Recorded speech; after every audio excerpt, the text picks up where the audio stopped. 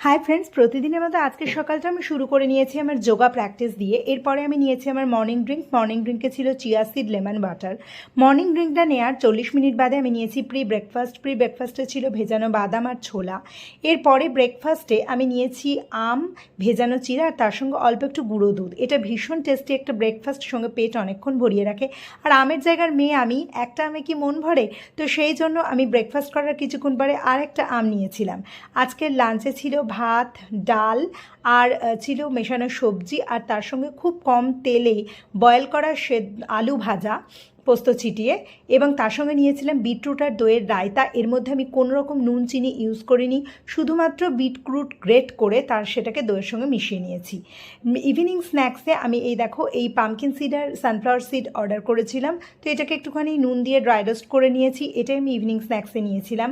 আর রাতের খাবার আমি কমপ্লিট করে নিয়েছি 7:30টার মধ্যে। রাতের খাবারে ছিল মুসুর ডাল দিয়ে সামা চাল সেদ্ধ করা এবং তার সঙ্গে দিনের মেশানো সবজি।